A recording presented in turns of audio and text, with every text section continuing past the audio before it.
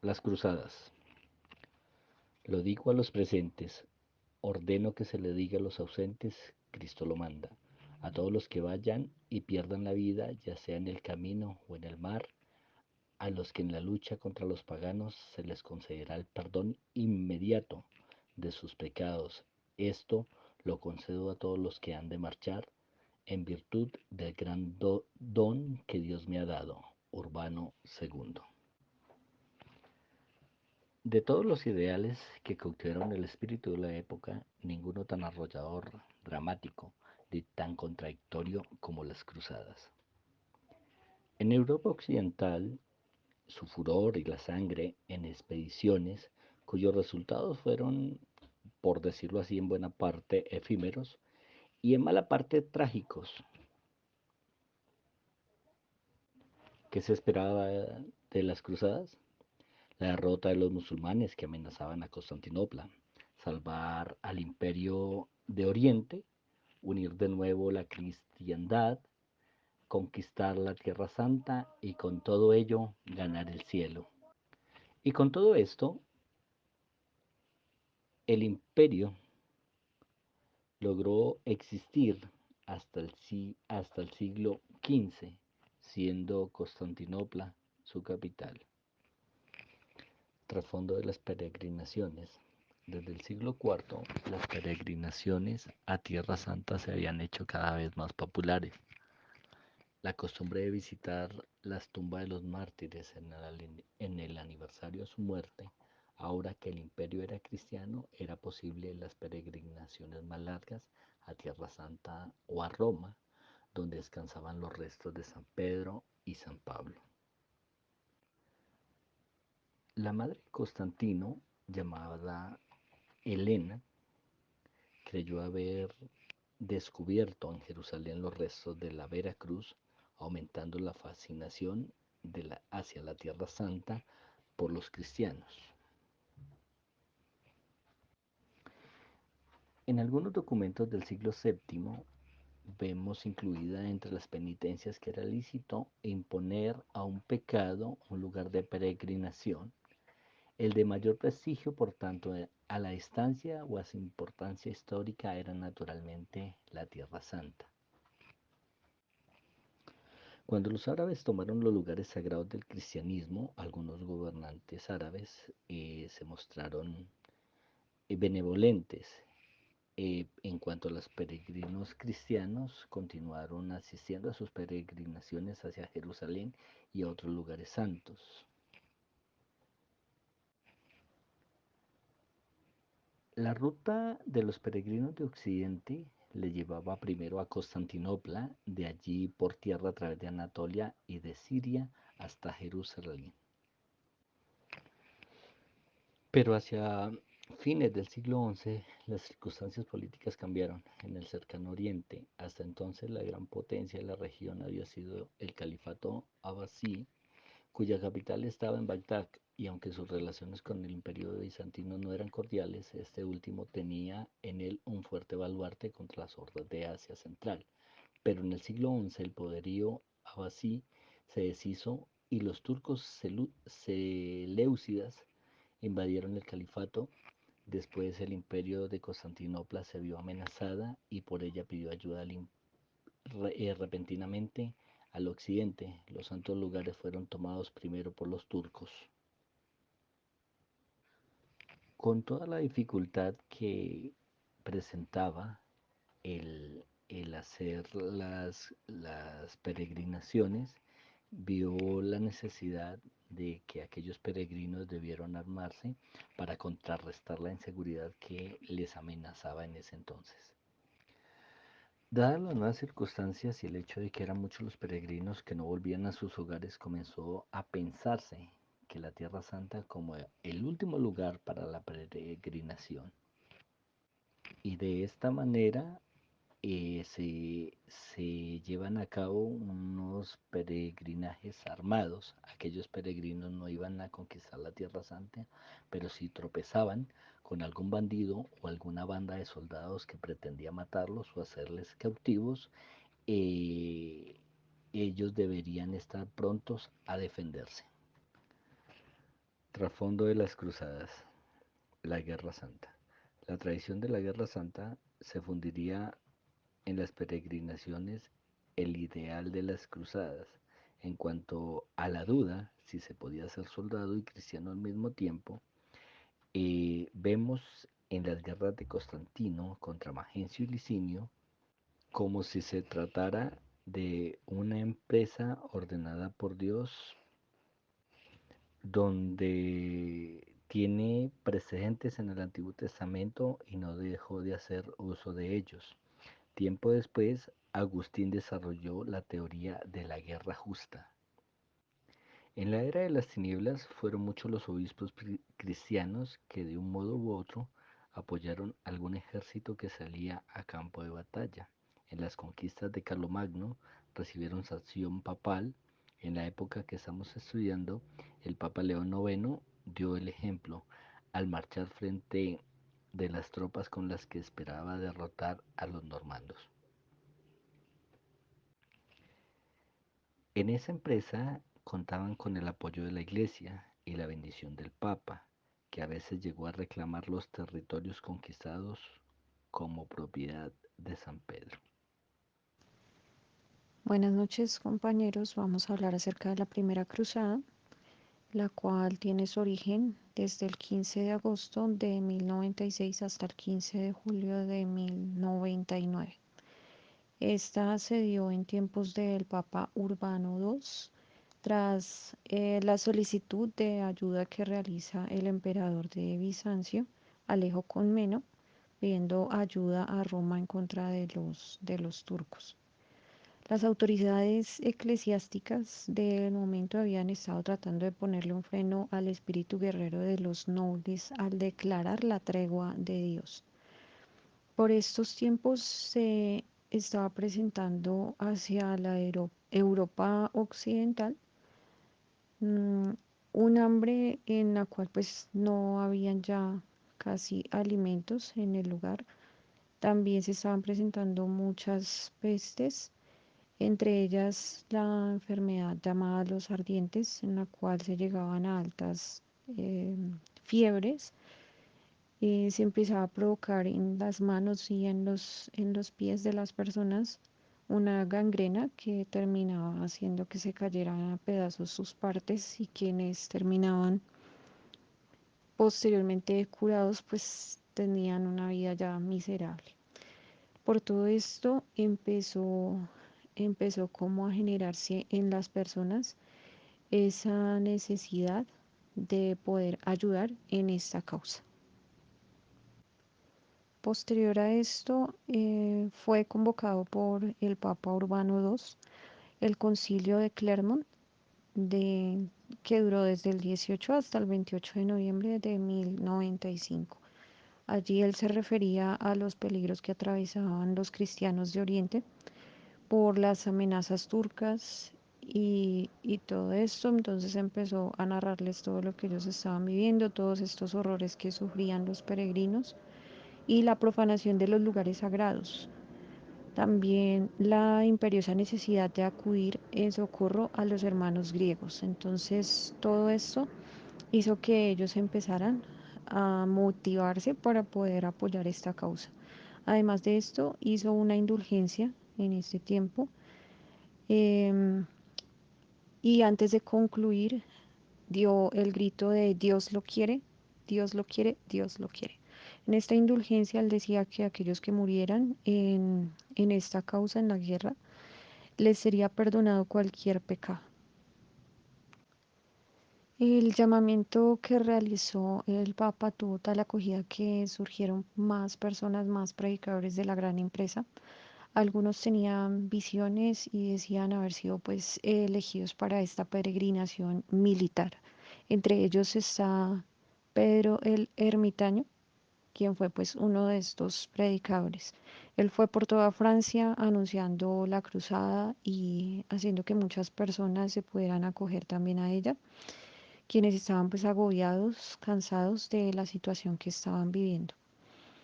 Luego de esto pasaron a Alemania y estuvieron en territorio de los húngaros, pero los cruzados pues no tenían provisiones, por lo tanto esto hizo que el ejército se fuera debilitando y algunos desertaran.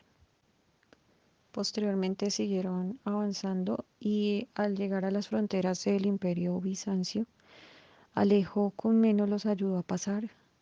Se internaron en Anatolia, donde tuvieron fracaso en el encuentro que tuvieron con los turcos porque fueron derrotados. Posteriormente, por consejo del emperador, ellos deciden esperar el ejército de los nobles antes de iniciar a tomar la ciudad de Nicea. Habían entonces también desde otros lugares, habían salido otras bandas de cruzados desde Francia, pero estaban peor organizados y muchos terminaron muertos. Muchos de ellos pasaban por las ciudades donde no querían como entrar a tomar las posesiones de ellos, ya que para ellos eso era algo abominable. Por otro lado, los cruzados tenían el pensamiento de que como iban a llegar a Ciudad Santa, a derrotar a muchos judíos, entonces podían empezar desde donde estaban en ese momento. Entonces a su paso ellos iban matando a muchos judíos en todo lugar hasta que Enrique IV prohibió estos abusos, pero pues ya se había hecho el mal. Los nobles, por su lado, estaban empezando a preparar una expedición militar mucho más organizada, mucho más planeada, ya con un ejército como tal organizado y de esta manera poder conquistar los territorios. Cada cual por su camino, las columnas de cruzados fueron llegando a Constantinopla. Allí el emperador Alejo los recibió fervientemente, con cortesía, les festejó y también les dio muchos donativos. Pero al mismo tiempo él tuvo que mostrarse firme ante ellos, obligándolos a jurarle lealtad y que cualquier ciudad que fuera ya conquistada, donde ya derrotaran y demás, eh, que fuese tomada de los turcos, volvería a formar parte del imperio bizantino. Cuando los ejércitos partieron de la ciudad, Alejo les proveyó escolta militar, no solamente para que les sirviera, sino también para que fueran guía para ellos y así evitar el saqueo por las ciudades o por los lugares donde estuvieran pasando. Por su parte, el señor Pedro el ermitaño y los sobrevivientes se unieron nuevamente al ejército de los nobles, porque pues ya debido a las derrotas anteriores habían quedado como separados y habían quedado esparcidos. Entonces, de esta manera permitió que ellos se unieran a los nobles.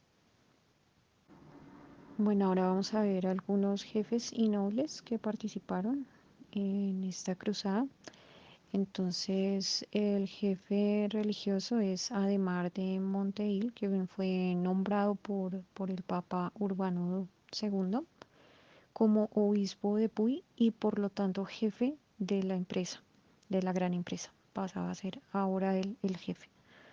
También habían jefes de los soldados como Godofredo de Boilún, duque de la Baja Lorena, Raimundo de Saint-Gilles, conde de Tolosa al mando de los franceses del sur, Hugo de Vermandois, Bohemundo y Tancredo, quienes eran nobles de la región.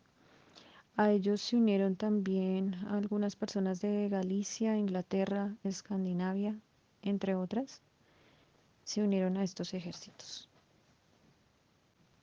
Las acciones militares. Bueno, cuando ya pasan entonces a sitiar Nicea, eh, se, se evidencia que está liderada por el sultán Kirlik Aslan. Ellos estaban subestimando a estos cruzados que venían en esta ocasión, debido a que ya habían derrotado a los anteriores que estaban liderados por Pedro el Ermitaño. Entonces pensaron que iba a ser muy fácil, igual que en esa ocasión. Pero como no fue así, entonces la ciudad fue sitiada con facilidad, con ayuda del ejército, tuvieron una ayuda posterior del ejército, de otro ejército turco, eh, que fue derrotado por las tropas de Raimundo de Tolosa. También ellos recibieron en Nicea recursos vía naval por un lago que había en donde podían recibir estos recursos, lo cual pues les ayudaba a permanecer. El emperador Alejo sabía que muchos en Nicea eran cristianos y que esa ciudad posteriormente podía incorporarse al imperio bizantino, por lo que hizo un acuerdo con ellos y entró antes de que los cruzados pudieran ingresar a Nicea. Así pues protegió las posesiones de ellos, aunque sí les dio provisiones, oro que pertenecían al sultán. Luego de allí pasaron a dirigirse a Antioquía, donde el sultán Kirlik los atacó por sorpresa a los cruzados. Sin embargo, como ellos se habían dividido antes en dos bandos, esto hizo que terminaran derrotándolos. Y pues quedaba ya libre el camino hacia Tierra Santa. Luego de esto emprendieron entonces hacia Antioquía. El jefe turco de Antioquía se había preparado con muchas provisiones, con muchos refuerzos de parte de otros jefes turcos también para el ataque.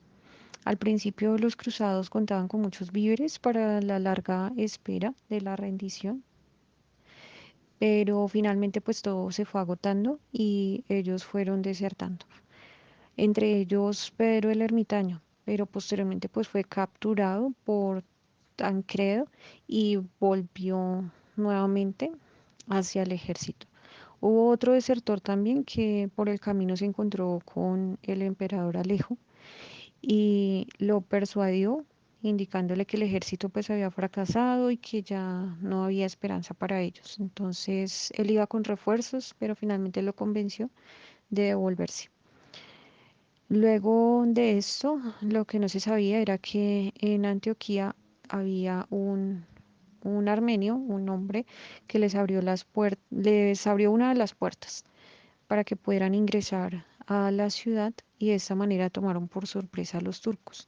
Algunos de ellos que se percataron ingresaron en una ciudadela rápidamente, pero algunos que no, pues ya posteriormente fueron asesinados. Después de 4 días, otro ejército turco vuelve y rodea toda Antioquía, por lo que quedaron los cruzados allí como entre bando y bando. Pero Bartolomé era un hombre que había tenido algunas visiones, ¿sí? Las cuales pues fueron de ayuda para los cruzados en ese tiempo. Entonces él buscó a los jefes de los cruzados.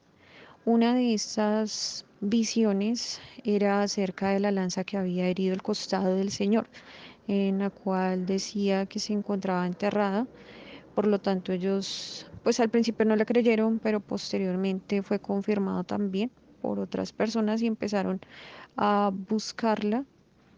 eh, de esta manera, ya cuando la encontraron, hicieron también 5 días de ayuno y posteriormente atacaron a los turcos. Ellos huyeron muy asustados y muchos murieron. Entonces fue como la victoria que tuvieron allí en Antioquía para poder tener ese territorio. Después de esto se presentaron muchas contiendas entre los nobles porque querían quedarse con la ciudad. Sin embargo, en todo esto también estaba Raimundo, quien era este hombre que estaba como defendiendo ese acuerdo que se tenía inicialmente con el emperador. Por lo tanto, pues no permitía que se realizara o que alguno se fuera a posesionar del lugar, porque ya sabía que iba a pertenecer al imperio nuevamente, al imperio bizantino. El obispo Ademar de Puy había muerto en Antioquía por unas altas fiebres que tuvo y por lo tanto ellos ya quedaron sin un líder religioso. Sin embargo, seguían con aquellos visionarios como Pedro Bartolomé.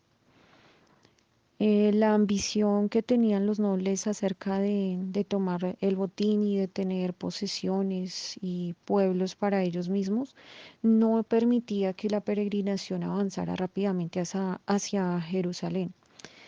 Por lo tanto, esto le molestaba mucho al ejército. Entonces, Raimundo era uno de ellos, de los que quería seguir retardando como tal ese avance. Allí surgió también Godofredo de Bouillon, quien insistía en que debían continuar. Entonces esto hizo que fuera reemplazado, Raimundo fuera reemplazado por Godofredo. Finalmente, el 7 de junio del año 1099, ellos ya vieron como tal las murallas de Jerusalén. Sin embargo, ellos no sabían lo que les estaba esperando allí, puesto que las personas que estaban ocupando Jerusalén no eran turcos, sino que eran árabes procedentes de Egipto. Estos habían tomado buenas medidas para poder enfrentarse a los cruzados. Una de ellas fue sacar a los cristianos que estaban allí para que no se confabularan con los cruzados y pues terminaran siendo los que los atacaran. También otra fue que envenenaron el agua. De esta manera pues los iban a dejar a ellos sin provisión. También destruyeron todas las cosechas y demás para que se quedaran sin comida. Y tampoco les dejaron madera, con lo cual pudieran construir algo para poder sitiar la ciudad. Pero posteriormente ellos recibieron una ayuda de una flota genovesa que llegó con provisiones, con madera, y así pudieron empezar entonces a avanzar para poder ingresar a la ciudad. El 8 de julio ellos comenzaron a realizar un ayuno también porque anteriormente se había tenido una visión en la cual debían hacer esto. Entonces debían hacer un ayuno y posterior a esto empezar una marcha descalzos alrededor de la ciudad. El 13 de julio empezó como tal el ataque, ya se había finalizado la marcha y demás. Y el 15 de julio el caballero Leopoldo del ejército de Godofredo se posesionó de una pequeña parte de la muralla. Entonces desde allí ya empezaron a ingresar algunas otras ayudas y luego abrieron otras partes de muralla también. Entonces de esta manera ya empezaron a posesionarse y la ciudad volvió a quedar en manos de los cristianos, de los cruzados. Y hasta aquí va esta parte. Continuamos con mi compañero. Segunda Cruzada, comprendida entre los años 1147 al 1149, tuvo lugar en respuesta a la caída de Edesa, tomada por el sultán de Alepo en el 1144. Generalmente se dice que el gran predicador de aquella cruzada fue Bernardo de Claraval, pero lo cierto es que cuando Bernardo comenzó su predicación ya habían otros dedicados a la misma tarea, aunque con una perspectiva muy distinta. De estos, el más famoso era el fraile Rodolfo, un personaje muy parecido a Pedro el Ermitaño. Debemos decir también que la predicación de Bernardo fue todo lo contrario. De hecho, el monje de Claraval parece haberle dedicado tanta atención a refutar a Rodolfo como le dedicó a la cruzada misma. Los ejércitos que partieron bajo las órdenes del emperador y del rey contaban con casi 200.000 hombres, de los cuales más de la cuarta parte eran hombres que no tenían la aptitud para portar armas. Después de pasar por Constantinopla, los alemanes siguieron por tierra hasta Dorilea, donde los turcos les infligieron una aplastante derrota. Podemos ver que esta cruzada fue totalmente una derrota para los del bando de los cruzados. La tercera cruzada, comprendida entre los años 1187 y 1192, esta fue auspiciada por Federico Barbarroja, quien se ahogó y su ejército se deshizo.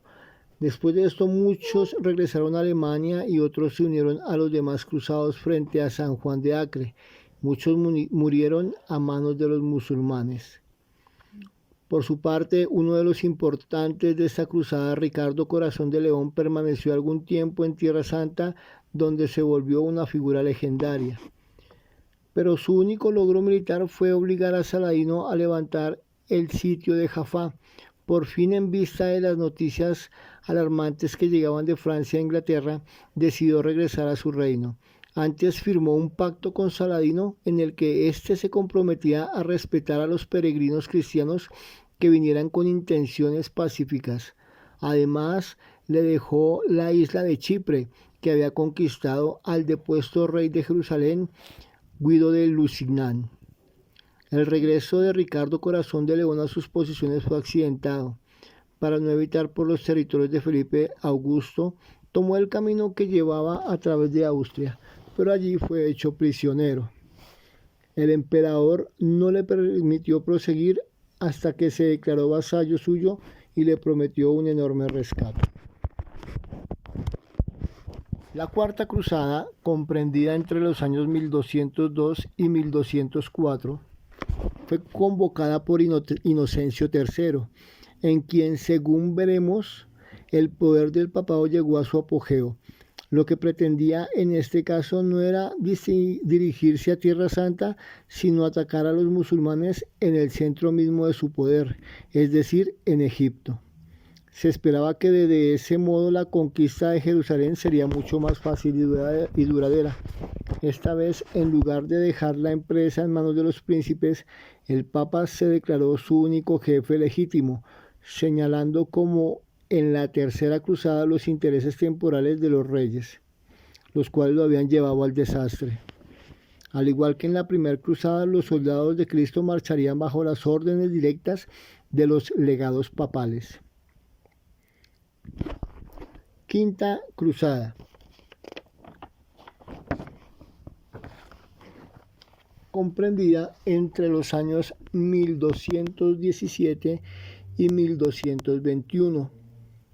La Quinta Cruzada fue dirigida por el rey de Jerusalén, Juan de Vierne, aunque desde varios años antes los cristianos habían perdido a Jerusalén, todavía se conservaba ese título, con el fin de recobrar su supuesta ciudad capital.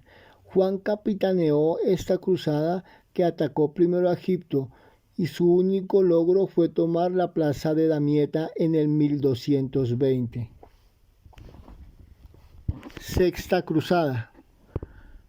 La Sexta Cruzada fue dirigida por un emperador excomulgado, y a pesar de ello dio mejores resultados que casi todas las anteriores. El emperador Federico II había hecho voto de participar en una cruzada. Sus muchas demoras y otros motivos de tensión llevaron a Gregorio IX a excomulgarlo. La respuesta del emperador fue emprender entonces lo que por tanto tiempo había postergado. En Tierra Santa hizo con el sultán un tratado mediante el cual el emperador recibía Jerusalén, Belén y Nazaret, y los caminos que unían a esas ciudades con San Juan de Acre. A cambio de ello, Federico se comprometía a respetar la vida y hacienda de los musulmanes y a evitar que los cristianos enviaran nuevas expediciones contra Egipto. Séptima Cruzada. En 1248 al 1254. La Séptima Cruzada fue emprendida por Luis IX de Francia, San Luis, e iba dirigida contra Egipto. Su único resultado fue la reconquista de Damieta, que se había perdido. Pero en Masura, el rey y buena parte de su ejército fueron hechos prisioneros, y esto llevó a que se les obligase a pagar un fuerte rescate por su liberación. Por último, la Octava Cruzada, dirigida también por San Luis, terminó cuando éste murió de la peste en Túnez en el año 1270. Junto con él también murieron varios de los participantes del ejército. Las órdenes militares.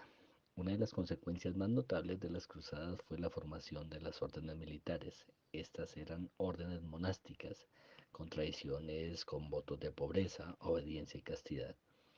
Pero algo muy importante es que se dedicaban a la guerra. Unas veces se mostraban como el brazo misionero de la iglesia y otras como su cerebro. Pero en este caso se volvió el brazo que tomó la espada para defender los peregrinos. La Orden de San Juan de Jerusalén se inició cuando un grupo de monjes que estaba a cargo del hospital en Jerusalén decidió dedicarse también a proteger a los peregrinos que viajaban de Gafa a la ciudad santa. Conocidos, o una de las cualidades de ellos es que eran hospitalarios y conocidos como los caballeros de Malta. Se trasladaron a Rodas y de allí a Malta. Llevaban la cruz que se conoce como la Cruz de Malta.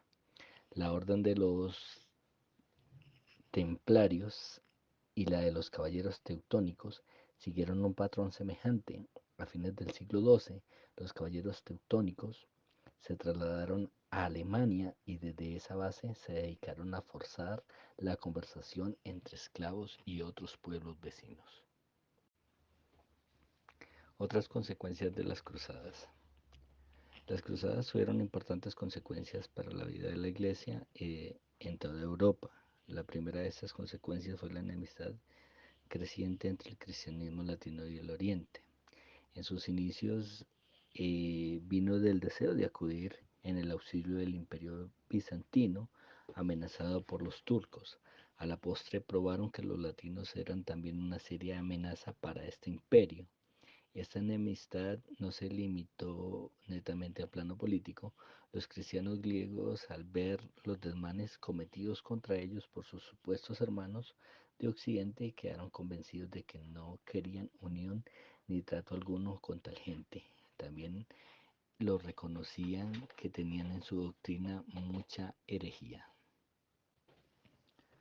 Las cruzadas también actuaron en perjuicio de los cristianos que vivían en tierras de musulmanes. Casi todos los gobernantes islámicos habían mostrado relativamente tolerantes para los cristianos y los judíos, pero durante las cruzadas fueron muchos los cristianos que traicionaron a sus gobernantes musulmanes y aún más a los que se unieron a los cruzados en las matanzas de los turcos y árabes en las ciudades conquistadas.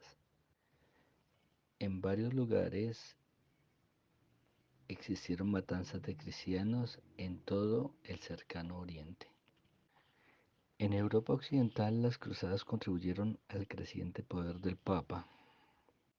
En teoría, al menos estas grandes empresas militares estaban bajo el mando del Papa.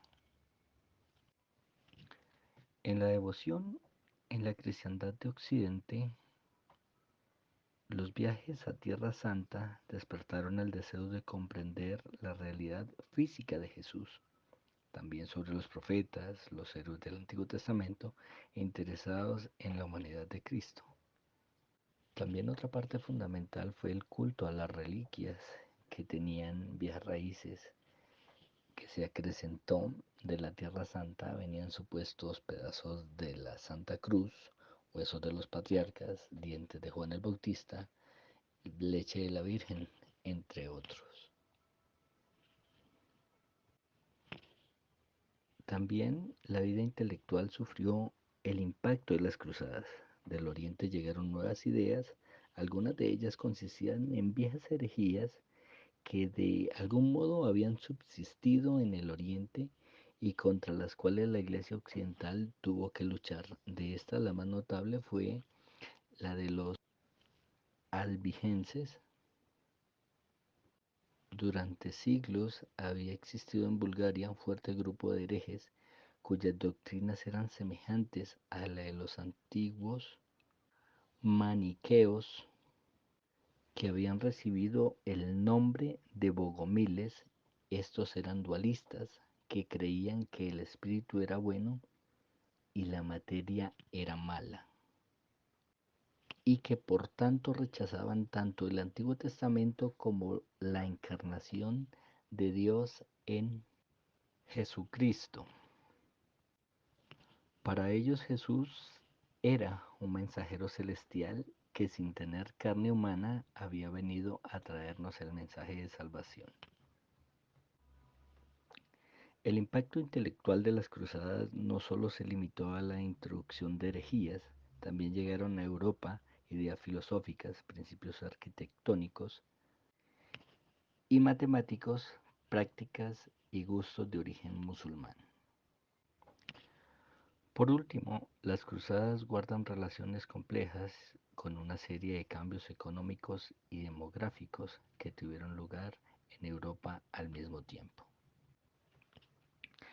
Por lo tanto, las cruzadas fueron una expresión más de los altos ideales que dominaron la vida de la Iglesia durante los siglos XI, XII y XIII. Su fracaso no fue visto por la mayoría de sus contemporáneos como mentis a esos ideales, sino como el resultado inevitable de su propia falta